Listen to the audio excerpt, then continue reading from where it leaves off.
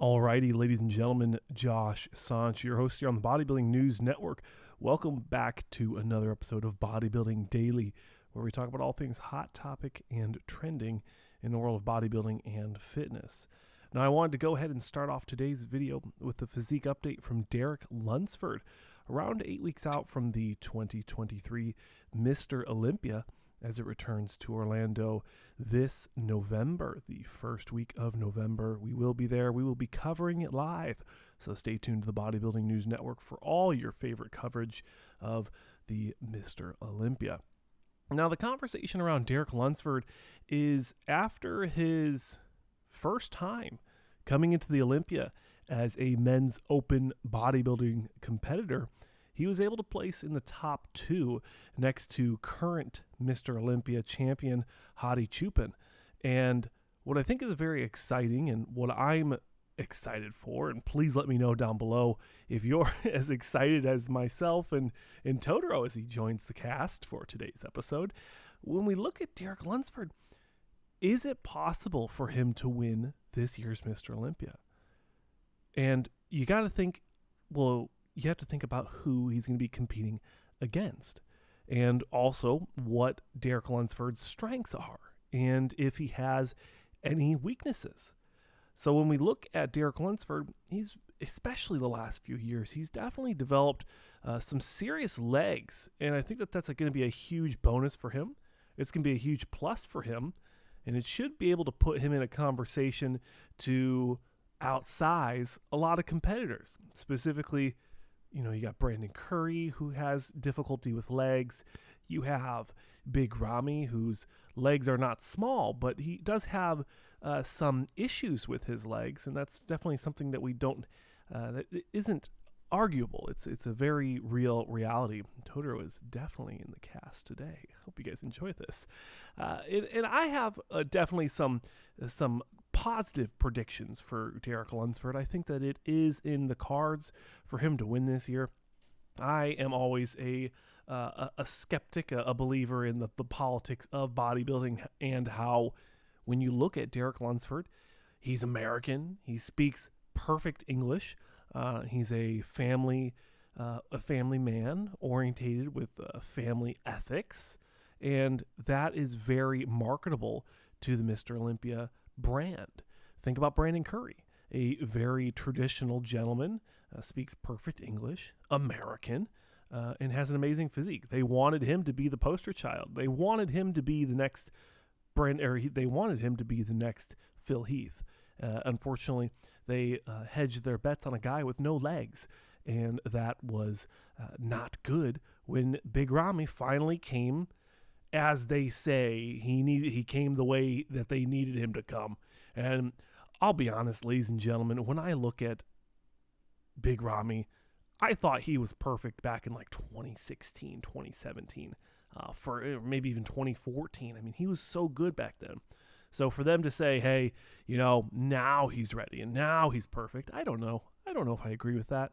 I thought he was perfect back then. And gosh darn, does this black shirt and black headset, it kind of looks pretty good. Makes me look extra gingery, though. I'm not going to lie. New headphones, so I can actually hear my voice and hear how everything's going. Totoro is totally in the cast. But anyways, let me know your thoughts on Derek Lunsford and his possibility of winning the 2023 Mr. Olympia competition. Next up, Hadi Choopan sharing some physique updates. And I did see some pictures from who is the best BB, who is the best bodybuilder, over on Instagram, pointing out some possible site enhancement oil areas that could be of question in this most recent physique update from Hadi Choopan, specifically in the Delts department. Now, ladies and gentlemen, if you have already forgotten, last year's Mr. Olympia, there was a huge conversation around site enhancement oil being used in Hadi Choopan's Delts. And it seems that people forgot about that once he won the title. So I am not as short-minded, I am not as short-memoried, it would seem, as other reporters within the bodybuilding space. So I never forgot this. It's definitely on my list. It's something I keep an eye out for. So look for that coming into this year's Mr. Olympia competition on who has issues and whether or not they can outweigh those issues with their positives, with their pros. Hadi's a very complete, wide, dense bodybuilder. His English is non-existent, so he was able to kind of break that stereotype of American or at least English-speaking competitors winning the Mr. Olympia competition, and I think that that's absolutely phenomenal for him. But it's going to be a conversation. It's going to be a huge determining factor if you're going to look at somebody being a multiple-time Mr. Olympia champion. So keep that in mind, ladies and gentlemen. Moving into someone who definitely doesn't have any issues with speaking English. Actually, we'll keep it with the open bodybuilders for now, and we'll talk about classic at the very end. Now, Nick Walker as well, a top 4 Mr. Olympia finisher, top 3 technically at last year's Mr. Olympia, sharing some physique updates of some hamstring conditioning and hamstring development 8 weeks out from the Mr. Olympia. And when I look at Nick Walker, again, one of these guys, all the guys we've talked about right now, short, compact, dense, very, very complete bodybuilders. They don't have a lot of issues. Now, I will say for Nick Walker, his front lat spread is not ideal. I would say that is probably one of his only weaknesses. He's a very complete bodybuilder. People have been saying, and I know Nick Walker himself has addressed this as well, is a lot of people have been saying that Nick Walker has capped out his potential and he can't go any farther. He can't improve anymore. No, I'm not going to agree with that. I think that Nick Walker has a lot of upward trajectory. I never get that word right. I do apologize. He has lots of opportunities to continue to improve. I don't think he's capped out at all, and I look forward to seeing what he's able to do at this year's Mr. Olympia. Can he improve? Will he stay in the 3rd place position? I'm not sure, ladies and gentlemen. Let me know down below. I definitely think he could maintain his placing. I don't know if he'll be able to improve in his placing. The competition is continuing to get deeper and deeper, and I genuinely think that it's going to be a upward battle for Nick Walker moving forward. Next up, Justin Rodriguez sharing some physique updates as he also throws his hat into the Legion Sports Festival. Just 4 weeks out, technically. Myself, with the Bodybuilding News Network, will be at the Legion Sports Festival in Reno, Nevada. If you guys are there, look for me. I'll be mostly in a black shirt, but I will be wearing my signature purple backpack. So look for me if you guys are going to there. If you're going to the Legion Sports Festival, I still need to wait for the competitors list to print out, and then I can get all my 8x11s printed out for autographs. Because, ladies and gentlemen, I am a fan first and a reporter second. So I like to go to these shows and enjoy myself. So that is some physique updates from Justin Rodriguez. We haven't seen him in a while. He took a good off season this year, as he did something like 6 or 7 shows last year, and it definitely took a toll on his body. It seemed that he wasn't coming into shows as sharp as he needed to win shows. And honestly, that is the whole goal since the Mannion family and the Pro League decided to remove the point qualification system for the Olympia, essentially crippling competitors that are unable to win shows but are able to balance their health enough in a safe way to do enough shows to earn points to qualify for the Olympia. So that's my thoughts on Justin Rodriguez. Best of luck to him in 4 weeks. Chris Bumstead sharing some physique updates, 4-time classic physique Mr. Olympia champion. He shared a no caption physique update. Looks like about to hit a most muscular, maybe a front double, essentially showing off the legs. You can see him in his socks. And historically, Chris Bumstead has been one of those guys that does a lot of his leg training without shoes on, and that is impossible for me. I'm old and broken.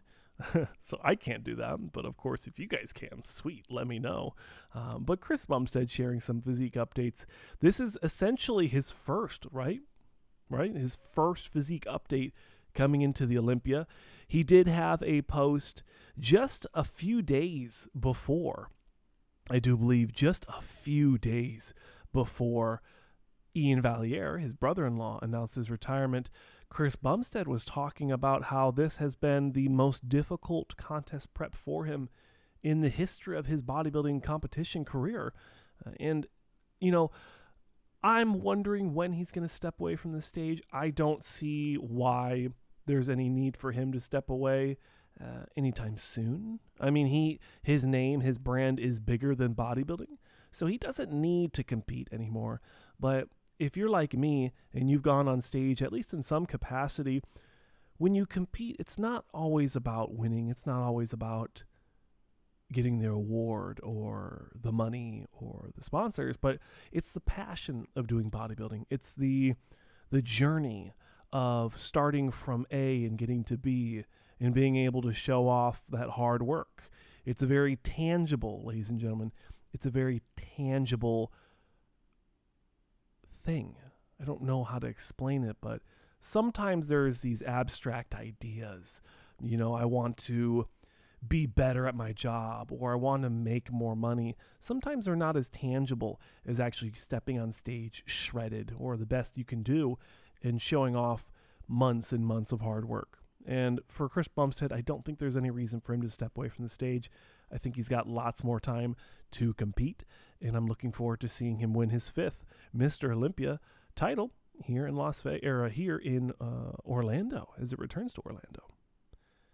Again, moving along, ladies and gentlemen, might be a little bit longer of a video. Terrence Ruffin sharing a very short physique update, looks like out of the O2 gym, the famous O2 gym. We haven't talked about it in quite a while. We used to do a lot of videos talking about Rolly training in O2 and Big Ramy training in O2, and it seems that era of bodybuilding reporting has just kind of disappeared, and it is quite unfortunate. Here on BNN, we're going to continue to have these fun, exciting stories and giving our own takes on, stories that are maybe broke elsewhere. The whole Neil Curry thing yesterday. I was very hesitant to start reporting on that one because the outlet that I heard of it first from was not a reputable person. It's not an ethical person. It's genuinely a garbage human being, and they can't post videos on YouTube anymore. So I wanted to wait until I heard a more legitimate source. I saw from Neil's training partner that he did confirm it. So when you look at those old school bodybuilding stories, you just don't see that stuff anymore. And I'm looking forward to bringing that back. So make sure you tag me on Instagram if you guys see an interesting story you'd like me to talk about. Next up, we have a very short physique update from GoodVito.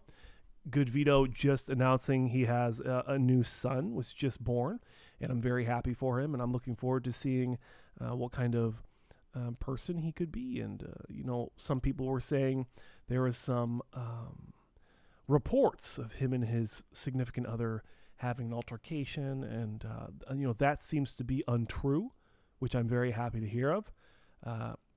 Also, you look at that left leg of his, right? His left, our right, looking at it, and I don't see the injuries. The lighting's a little different, so it's going to look a little different. But when you look at this physique, you think of Regan, you think of Justin Rodriguez, you think of John Jewett going into open, and who else is doing the Legion? Regan Grimes.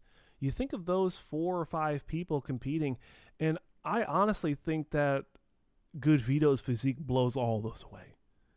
I genuinely do. I really do think he's going to mop the floor, as some people will say, with his physique coming into his pro debut. I think he's going to qualify for the Olympia. I think he's going to come into the Mr. Olympia, and there's going to be a huge conversation between him and every other guy trying to get in that top 16. I think he has the opportunity, the possibility to do so, but time will tell. Let me know your thoughts on GoodVito. And finishing off this video, ladies and gentlemen, thank you for watching all the way till the end. Leave a like if you did and consider subscribing. But Blessing Awodibu, or Blessing Awodibu, announcing that he's going to be taking some time away from the stage. My hope, first off, congratulations, Blessing, on a good season. The Chicago, I don't understand the logistics behind his decision to do that, but I'm also not a pro bodybuilder, so I really don't understand anything when it comes to the nuances of competing or the performance enhancing side of bodybuilding. Him coming into the Italy Pro Show, I understood that one completely. I think he definitely could see himself being competitive. I mean, he is a New York Pro champion, although I don't think that title holds nearly any weight compared to what it used to 5 years ago. It is still the New York Pro.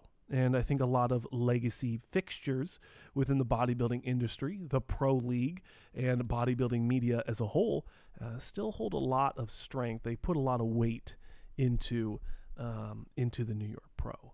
I do not think it's that glorious of a show anymore. And especially with the point standards going away, there's no reason to even think of it as a tier 1 or a tier 2 show. It is just a Olympia qualifying show with debatably a good prize money reward. So, ladies and gentlemen, that are all my thoughts for today's video.